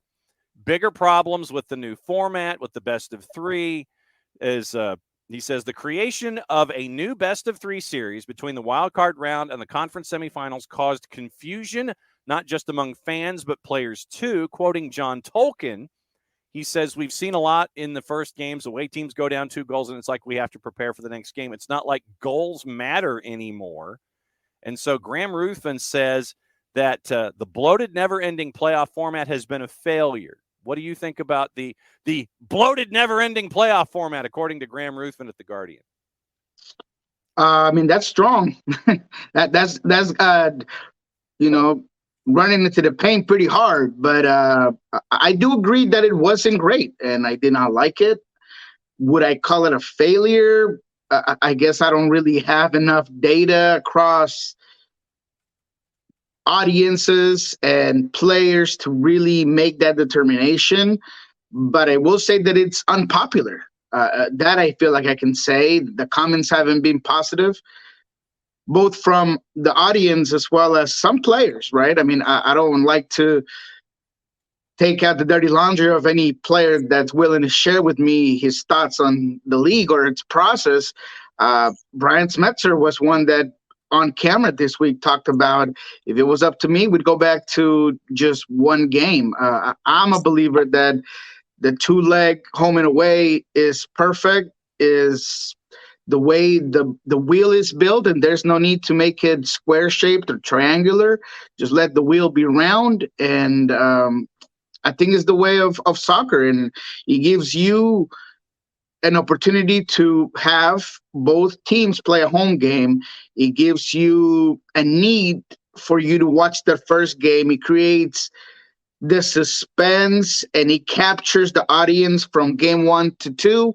The aggregate, I've always thought, is, for me, a good way to also keep teams interested in playing their style of play. I don't think the goals or the entertainment would have been any different. Would Columbus have played any different or score any less goals if there was a home and away? No, that's the way they play. Atlanta, that's the way they play. So I just think this whole idea that the extra game was going to create more open play and it was going to create more entertainment, I don't really know that was really reflected upon what we've seen across this 3-game series. And I do think that it has been confusing for the average or the not permanent and just temporary MLS casual fan, which is an audience that we should be trying to rail in a little more. And I think that they were the most displeased with this entire 3-game series process. Well, and let me look at it from the perspective of other sports, where in the NBA it's either 5 or 7 unless you're into the playing round that we had in Major League Soccer. You had that wild card round, which we now have in the NBA. In the National Hockey League, it's best of 7s or best of 5s in the years past. And so people get that, they get that best of number that's further down the road. Then bringing in the idea of, say, all right, we're with this new TV carrier. We have this new network. We want to bring in casual fans. So let's do something different. Like I said, I'm just bringing the other viewpoint in here. I can go best of 2 aggregate score because, you and I, we've been around the game a couple of rotations around the sun. We know that that's a part of the deal. I can go one-offs, and that's where we are from this moment forward for Major League Soccer. But what you're trying to do, and we did the math on this also, but I think what you're trying to do is you're trying to create episodes of a television series. Mm-hmm. And that's what you're doing with Apple. And I think the math, if everything played out, you got 33 episodes of a television series for a new network, a new carrier, trying to bring in new audiences. And I think that aside from that, if you did aggregates and did 2 all the way through until MLS Cup final, I think you only played 2 less games. It was like 33 matches to 31 if you went aggregate and then 1 final. 33 if you did 3s and then 1s all the way through. I would sit here and suggest that Apple's trying to create episodes of a television series and to create as many of those episodes as possible to bring folks in under the tent so they can sit there and look at what's going on, as confusing as it may be to those of us who and stare at other sports. That's what I would say in return to what you're thinking here. Yeah, but I think that the casual fan that MLS should be trying to get is more in a global, I already love soccer aspect, right? I mean, of course you want to get your in-between sports, right? That they follow baseball, they follow NFL, and that's a limited audience. But yes, that would play to their understanding of things. But globally, soccer is well known, and with what is it, 90+ players called into FIFA action this week, it tells you how global it can be. And Ecuador wants to come watch MLS because of their players, Argentina, Colombia, Venezuela, Mexico, whatever. All of these nations are willing to spend money or watch MLS in some sort of way. And by giving them a series of 3, it makes you kind of wonder, why did it do it so differently, and why is it so odd, and why is there no aggregate in general? But I do get it, right? Everybody wants the headliners, right? You get 3 different headliners. You hope to accomplish maybe more of a rivalry between teams because it's 3 games and there's going to be pushing and shoving, and you have a lot more storylines per game. But again, I don't know if I would go as far as to call it a failure, but I don't think it was as popular as there was hoping that it was. And I personally did not like it. All right. So Michael Head on the Twitch pitch says, the current playoff structure discounts the regular season and rewards mediocrity. Over 60% of the teams made the postseason. Yeah, I mean, but that's set up on a lot of formats, to be quite honest. Anytime that you create and that's really the big argument here in the global aspect of soccer is, do I play a full-on just points all season long and create the fact that the regular season does mean something because I got to win every game, because just like EPL or La Liga, I need to get X amount of points throughout the entire year in order to get that crown? Or do I go with the other playoff, interesting, heads-off aspect like Mexico and South America and other countries? So it's really the way that works. So the playoff format is always going to allow teams that either choose games or have some mediocrity within the year to just barely get in, and then in whatever amount of games from the point you start the playoffs to that final, you do get rewarded for mediocrity at times. So it just happens. But I believe that either way, this format right now needs some tweaking, needs something done differently. It mainly has to do with maybe just making it more standardized from after the play-in or the wild card, whatever you want to call it. As soon as you get into the real playoff format, all the way down to the semifinals, and then the final, maybe one-off, neutral zone, whatever you want to do. But that in between needs to all be standardized, in my opinion. All right. And before we go, I do want to talk about CONMEBOL. So remind me of that before we go. I did want to, because we got full CONMEBOL later today, starting at 3:00 with 5 matches. And if you can find if you can find a carrier or a VPN, you can probably watch those starting at 3 going all the way through 7:30. So I want to get into CONMEBOL before we go as well. What do you think of round number 1 on the whole, now that everybody's in the barn and into an international window? What do you think of round 1 of the MLS playoffs?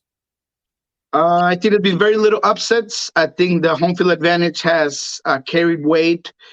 I do believe that those that needed to be moved through and the better teams did go through. The matchups are very interesting. I love the way things got set up.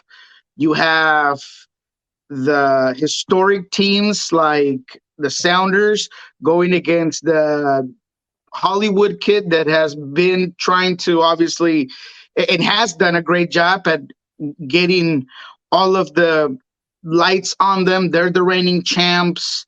There's some animosity and rivalry between these two teams. We go back to that famous semifinal or final of the Western Conference in Banc of California, where the Sounders were the underdogs. Nobody thought they could do it. They beat LAFC at home, and then they move on to win MLS Cup. These two teams have always had a little bit of a rivalry, right? Because of kind of the way they approach being the new expansion team and who the Sounders are. So I really like it. Niko's last dance. What's going to happen with Raul Ruidiaz? Vela's last dance. What's going to happen with Vela? Really like that.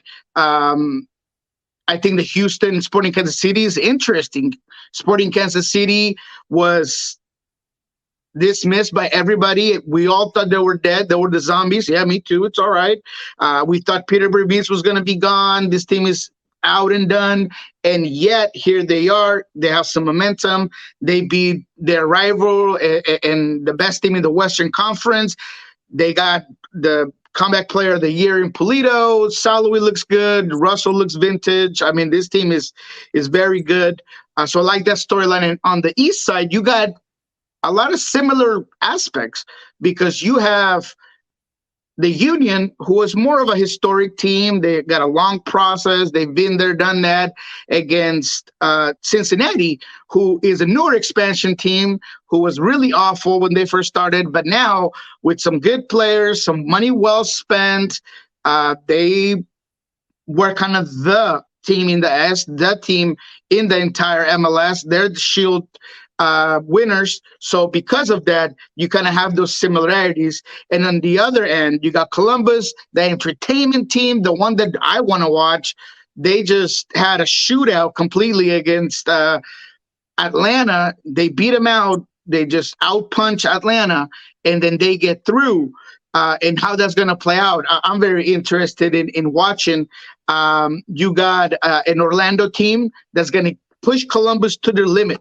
Columbus is not going to give them a small sequence where anything's easy. And that's going to be fun to watch. You got the puncher against a really good counter puncher in that matchup. And I want to see how that plays out. So I love the matchups, love the soccer level that we've seen so far. So I'm excited. When you look at some of the awards, you mentioned Alan Pulido as the comeback player of the year. And it was close. You had Miles Robinson second, Joao Paulo finishing third in that vote. What did you do for defender of the year, Miazga, Parker, or the third individual there? Obviously I went with Yeimar Gomez-Andrade. I feel like it's really hard for me to give credit to a process and to a system that does not reward the best player in the category. I'm going to go ahead and say this to you, to SDH family, to everybody who wants to listen. I feel like the system is flawed, and there's got to be something done, because if we're rewarding a miscongeniality pageant, then let's continue to do what we're doing. It seems like the player vote went to whoever had the most friends in the league, with, Tim Parker winning that vote. And then a guy like Yeimar Gomez-Andrade getting 3% in that voting. I think that's irrational. So Miazga, I'm not discrediting what he did. I know that he is in the best team in the MLS. That carries some weight. He was in a very good system with some very good players as well. But he played 500 or plus less minutes than Yeimar Gomez-Andrade. The stats don't match up because in interceptions, he didn't even have a third or a half of what Yeimar Gomez-Andrade did. Yeimar, I'm sorry to say, but defending in space, defending in the box, better than Matt Miazga. You won goals because that's what people sometimes look at in stats. Also, even if he's just defender of the year, he has a couple of goals. So I just don't get how you give Miazga this reward or this prize, this award, this honor, and you dismiss and leave at third place a guy that's been dominant, and not just this year, but has been dominant since he arrived in MLS. So whether we need to create a system where you vote in 6 players and then there's a governing body that selects out of those 6 the true best defender out of those 6. Maybe that's something we need to do, because I know that we need the marketing and we need MLS fans to be involved. So we want to see their vote. Who are you voting for? Fine. That's okay. Let's do it. But let's have a governing body that really selects the best players, so we're rewarding the right people and not just the one that can get the most votes. All right, so here was the breakdown in the award. And Miazga finished second in the player vote behind Tim Parker. Yeimar finished a distant third. And those 3, and there were apparently a lot of players that got votes in this, because looking at the players, those 3 only accounted for 38% of the entire vote. Tim Parker, 19%, Matt Miazga, 16.5%, Yeimar, 3.82%. Club vote was about 35% of the vote as well total. Matt Miazga far and away by the clubs finished 26.83%. Yamar finished second. Tim Parker a distant third. Matt Miazga in the media vote basically doubled Yamar, 32.95, 16.76. Tim Parker finishes third. So that adds up to, and I don't know how 16, 26, and 32 end up at 25.45%. I don't know, but that's what this says. Tim Parker at 10.4, Yamar Gomez Andrade at 9.3%. So it was a very close between a 2 and a 3.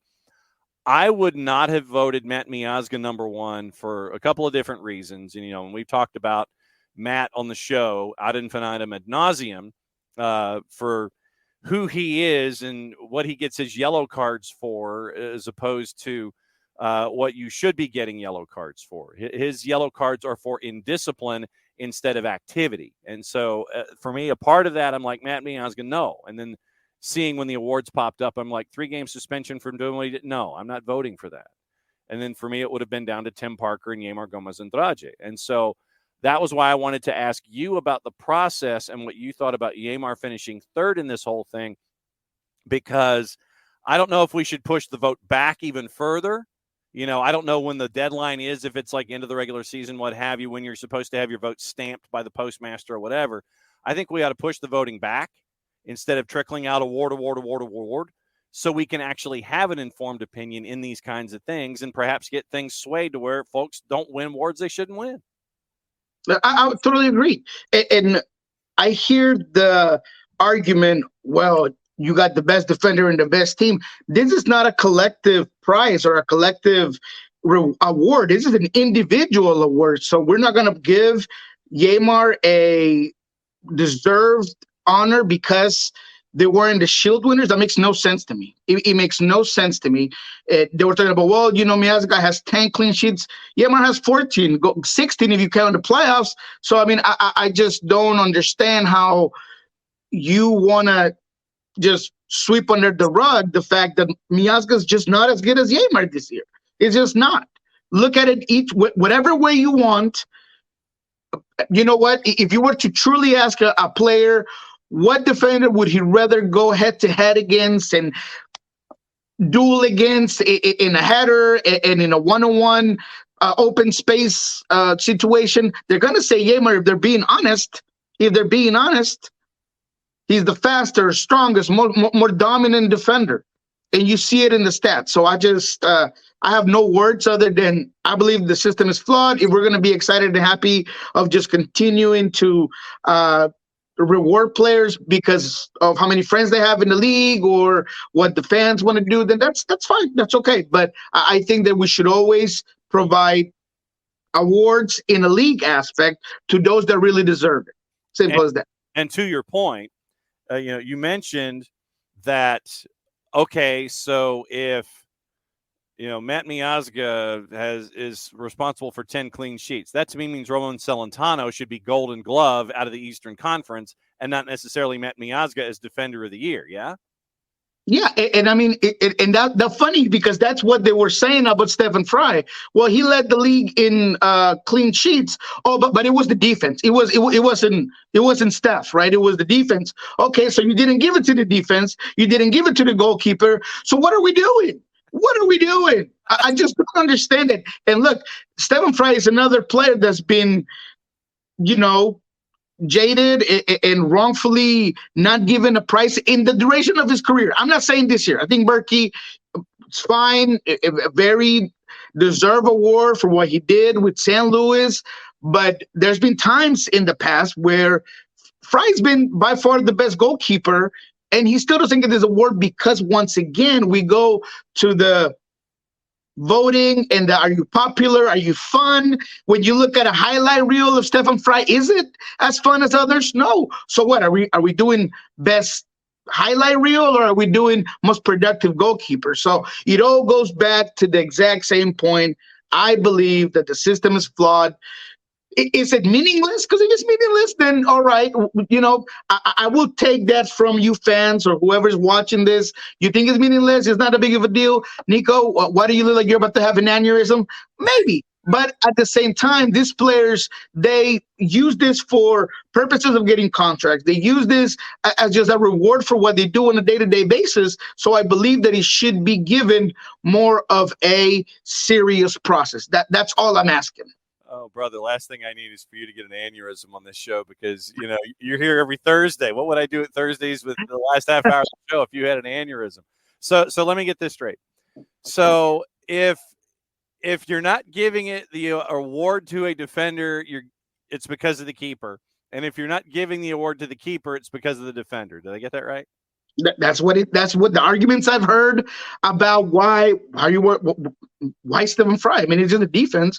And so then what happens now? The defender, maybe it was the keeper. I don't get it. There's just no real point. But it all goes back to what I believe is just that the Seattle fan base is very secluded here in the Pacific Northwest and maybe not overall. And the players, again, maybe go for their boys or what's more popular and not necessarily who is better or not. So I just don't think that you're really getting the right people for the awards that you're given here. You could even argue, I mean, look, Pulido did fantastic and he put this team on his back when he came on and he got a lot of goals and everything.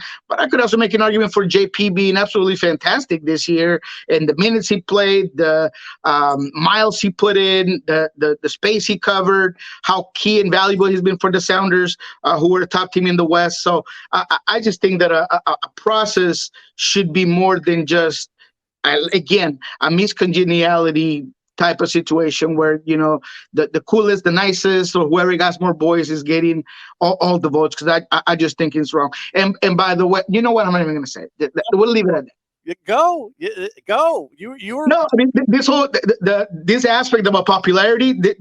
I talked to a coach within MLS, obviously no names, because it's out of microphones, it's off the mics, and it'd be wrong of me, but he's like, yeah, man, I just don't understand how this thing works, and it does seem like it's a popularity contest and not who the best player at his position is. All right, another couple of minutes here with Niko Moreno. Next Thursday is Thanksgiving. What are you doing next Wednesday? First off. Thanksgiving. So usually we get up early. My dad brings in a turkey that he's like marinated and did all this stuff with for like 3 days. And we bring it down here. We watch the Macy's parade, watch some football early in the morning. When there is some space, my backyard's decent size, so we do a little flag football thing between the family. And then we all just get together. My sister-in-law's family is pretty big. My parents, my sister. So it's about 28, 30 of us in my house. Have a lot of good food. My sister-in-law brings the hams. My dad brings the turkey. I do the drinks. I do a signature drink every year, plus, of course, the sides of things. So, yeah, that's kind of the Moreno family aspect of Thanksgiving. All right. So let's talk CONMEBOL before you go. Another couple of minutes here with Niko Moreno, our friend at El Rolo and W Pulso Sports in the Soccer Bar here on Thursdays with Niko, how we always wrap up our Thursday show.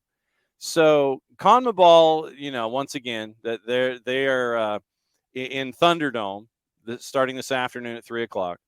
The Thanksgiving side dishes, since we're in that month of November, it's Thanksgiving side dishes and not juice boxes. So the Thanksgiving side dishes have Bolivia favored at home against Peru at 3:00. 5:00, Ecuador a slight road favorite at Venezuela. 7:00, Argentina, big on the minus side, hosting Uruguay at a minus 167. It's a good game. 7:00, Colombia, road. They're a home underdog as Brazil comes to town at a plus 124. Colombia's at a plus 248. 7:30, Chile on the minus side, hosting Paraguay at a minus 120. Paraguay at a minus 385. What do you think about this round of qualifications later today, starting at 3:00? I think you got a couple of great games. Starting with Argentina, Uruguay. I mean, you got the stars, you got the masterminds behind it there.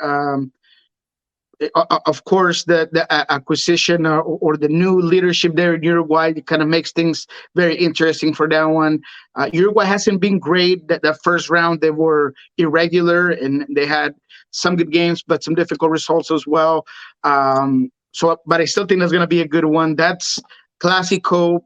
Those two teams are going to go at it. Argentina obviously leading CONMEBOL. They have, honestly, the best team in general census, but it's going to be a good one. Colombia, Brazil, that's another good one.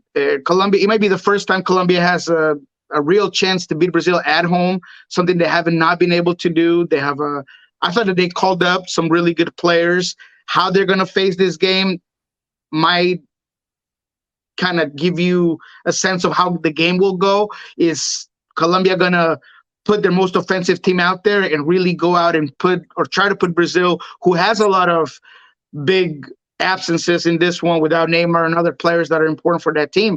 Are they going to do that? Or are they going to be a little bit more conservative and try to maybe oven out this team, right? Barranquilla's hot. You're going to want to maybe get them tired and play it a little bit more conservative. But I'm interested in how that's going to work for Colombia, because they have all of the right pieces this time around. Luchito Diaz, by the way, his dad was finally released after he was kidnapped for, I think it was 14 days, 12 days. So that was pretty nice. He might play with a chip on his shoulder. So that's going to be real good. Can Borré be as good as he was in a couple of moments last FIFA window, perhaps? Can James have brilliance and bring this creative play regardless of his age?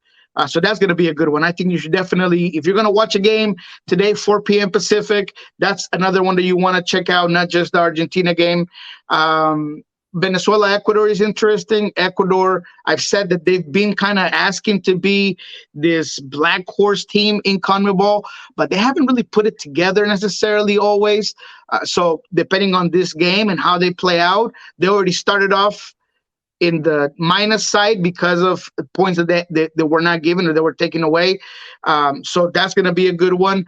Peru, Bolivia, it's okay. And Chile, Paraguay, not as interesting. But if I had to pick two games, it would be Colombia, Brazil, and Uruguay, Argentina. So the 4 o'clockers for you, the 7 o'clockers for us on the East Coast. Those two tonight is what you're hunting. 100%. Yep, those are by far the two best games, and honestly, it could be just about anybody's game in either one of those, right? I can't say I wouldn't be surprised, but because it would be surprising that Colombia was going to beat Brazil because they haven't been able to do it. But if they're going to do it anytime, it'd be this one. And the Argentina-Uruguay, regardless of the ups and downs that Uruguay has had and how good Argentina's been, that's a Clásico. That's played at a different level. It's going to be physical. It's going to be good. So, yeah. All right, so we're heading into match day 5. So here's your standings. Argentina, they've won their first 4. They haven't given up a goal. Uruguay is part of the madness at 7 points because Uruguay, Brazil, Venezuela all have the same record at 2-1-1. All have 7 points. You've got to go to goals scored, and because goal difference is the same. Goal difference is +3 for everybody. Goals scored is the next one. Uruguay has 8 goals scored, Brazil 7, Venezuela 5. So that gets you to number 5. Colombia drawn 3 of their first 4. They're at 6 points. Ecuador, you mentioned the penalty. They're at 4 points right now with a +1 goal difference. They're in 6. All of those folks would qualify. If it started today, 7 is Paraguay. They'd go into the qualifier. They're at -1 on goal difference. Chile's at -3. They're in 8th. Peru is at 1 point. They have not scored a goal in their first 4 games. And Bolivia has not gotten a point in their first 4 games. They've only scored 2.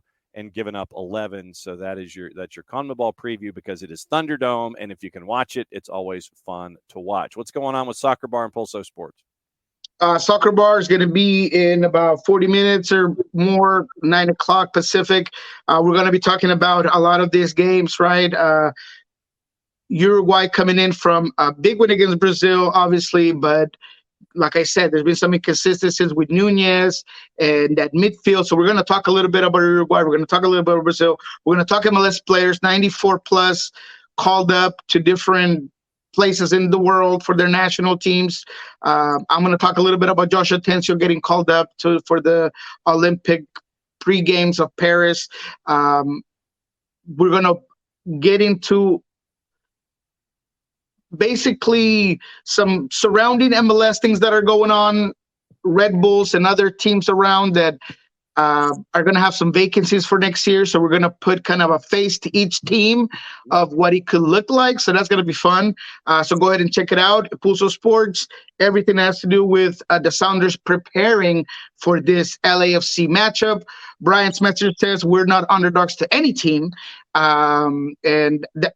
Hear what he said about LAFC, gives him a lot of respect, but you could tell that he's comfortable, confident in his team. Seems like morale is high. So check that out at Pulso Sports. What he said, as always, it's great to catch up with our friend Niko Moreno out there in Seattle. Be safe, my friend. Happy Thanksgiving. And may the flag football and the touch football be in your favor. And may the food be fantastic, and agree with you. We'll catch up soon, my friend. Absolutely, my friend. I'll try to burn those calories before I take him in and pack him in the rest of the night. But I really appreciate you. Thankful for this show, for your audience, for your friendship. So thank you so much. We'll see you next week. Be well, my friend, and we will figure it out. Come on Wednesday. Why don't you crash the party next Wednesday leading into Thanksgiving? Why don't you do that? You know what? I might. I definitely might. I'm definitely taking some time off, so I might be just hanging out. I'll try to be awake, and yeah, I'm down. Well, or we'll tape something. We could tape something too, and then we can run that on Thanksgiving. How about that? You know what? We could do Wednesday. I could probably do Wednesday. All right. Well, keep me posted if you want to tape something when you're more awake that will play on Thanksgiving. We could do that because I ain't doing a show Thanksgiving because I got to be in a car. So if we tape something later in the day on Wednesday, we run it on Thursday, and we do Thursdays with Niko on Thursday while you and I are doing our Thanksgiving stuff. We could do that too. I pose those options to you, sir, for next week. All righty, man. We'll figure it out. But either way, I'm sure I'll be back next week, no matter what. So I appreciate you, my friend. Have a good day. Enjoy the weekend. All right, be good. He's going to go for his second cup of coffee and get ready for everything Soccer Bar and Pulso Sports. So, yeah, we'll figure out what to do with Niko next week, and we'll go from there and see what's up with Niko's mind as we get into Thanksgiving. One thing before we go, it was mentioned. We've mentioned with Nick when Nick has been on about what's going on with all of the investigations going on in Italy. According to Fabrizio Romano, Italian agency AGI reports that AC Milan fullback Alessandro Florenzi is being investigated for alleged illegal gambling. So there are more players that are being looked at for what is going on right now in Serie A. Great discussion this morning, guys. Great to have the thoughts put in there for the question of the day. Thanks to Madison Crews for coming in. Keep an eye out for Soccer's in Session on the collegiate side. And she's catching up with Jessica Charman. And she's caught up with our friends at Columbus State. And we're catching up with friends from Clayton State. So keep an eye out for that program on the network coming up in short order. Let's see. Once again, later today, we're going to catch up with Christina Uncle. We'll run a little bit of that tomorrow morning. And we will have all of that. So once again, tomorrow morning, here's your traffic. Christina Uncle in some bit of the interview that we do later this afternoon. Lewiston, Maine High School Blue Devils boys soccer. We're going to talk about that at 9:15, winning a state title. 9:30, hopefully our friends at Beyond Goals Mentoring, if they are not mentoring, and because they do a lot of that. So if we can hop onto the tail end of that comment and grab it. Hopefully, if it's Michael Parkhurst or Greg Garza, we'll catch up with them at 9:30. Dwayne Rollins at 10:15 to talk about everything north of the border from the 24th minute. And subscribe to his newsletter, by the way, if you want to be caught up to date with everything going on up north. And at 10:30, Bart will come back in because we've got the Trinidad and Tobago USA match. That is tonight at 9 o'clock. And so, we got to keep an eye on that. Greg Berhalter, he has warned in the -1 about how Trinidad and Tobago are an improved side. He says much improved. A USB team beat TNT 6-0 at the Gold Cup last year. They also lost 4-1 to Jamaica. Berhalter, quote, "It was an interesting transition they had after the Gold Cup. They shed half of their roster basically and said, okay, we're starting over." You can see the hunger in this new group. There are very few carryover players from that tournament. They have energy, good on set pieces, good at attacking. They have quality, so we have to be wary of them. I think the inexperience they have in this case helps them. Since the Gold Cup, TNT earned a spot in the Nations League quarters, beating Curacao, El Salvador, and Guatemala before losing 5-3 to Curacao after having made sure that they were advancing to that next round. Two previous meetings before the 6-0 win, U.S. beat TNT 7-0 in a January 2021 friendly, 6-0 at the 2019 Gold Cup. Last meeting between the nations before the Berhalter era was the Cuba loss. We're not talking about Cuba. Kept him out of the 2018 World Cup. TNT had already been eliminated, winning only one of the 9 in the Hex. So that is tonight across all those different platforms, and we'll have Bart to come on tomorrow. We're keeping Bart till late so he can watch or pay attention because he's got that wedding he's attending on a Thursday during football season. And so we'll have Bart on at 10:30. Maddie's debating crashing then as well. So we'll see what happens there. So once again, thanks to everybody who was a part of the show this morning. Maddie, Kaylor, and Paul out in El Paso for the USL show. Friends of the USL show, Niko Moreno as always. So once again, thanks for hanging out with us as you always do. We'll be back at it again 9:05 tomorrow, maybe a little earlier, depending on when we can run the Christina Uncle. We might run Christina Uncle in hour number 2 in that 10 o'clock slot, right after Beyond Goals and right before Dwayne Rollins, just to kind of show you a little bit about what was going on with Christina Uncle, to give you a bit of a tease. So that's your tease, that's your runway, and that's what we're going to be doing today and tomorrow here at SDH. So for everybody here at SDH, thanks for hanging out with us for another go-round. Big Thursday Thoughts. We'll be back at it again tomorrow at 9:05. Play it safe, everybody. Since it's the end of the show, that means I get to do this. We'll do it again tomorrow morning. Mucho platio.